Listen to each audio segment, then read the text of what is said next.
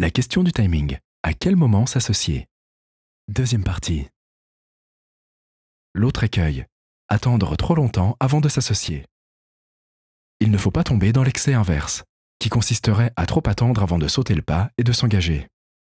Trop attendre, c'est prendre le risque d'investir son temps, son argent et son énergie dans un projet entrepreneurial qui n'est pas le sien, pour finalement apprendre que le porteur souhaite vous attribuer 5% des parts sociales alors que vous en espériez 5 fois plus. Il faut tenter de trouver un bon juste milieu et concilier ces deux contraintes. Ne pas trop se précipiter pour éviter des erreurs de casting lourdes de conséquences sur l'avenir du projet. Ne pas trop attendre afin de pouvoir fixer suffisamment rapidement des règles de fonctionnement pour limiter les risques de conflit.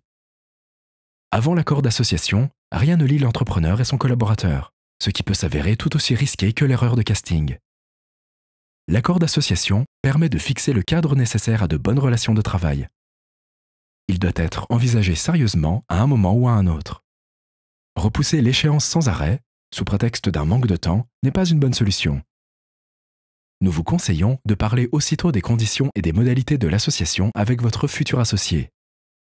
Ce qui implique l'instauration d'un dialogue et d'une relation de confiance qui vous permettra de vous assurer que les vues de votre collaborateur sont les mêmes que les vôtres et d'éviter les malentendus et les non-dits.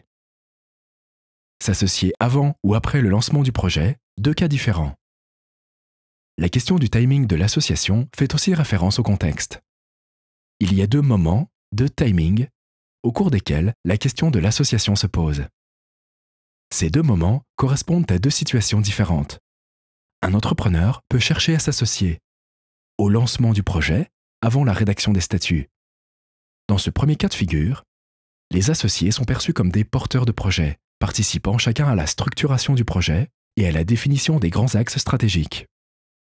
L'entrepreneur qui cherche à s'associer à ce moment doit être conscient de cet aspect. L'associé n'est pas une simple compétence, mais prend toute sa part à la conception même du projet.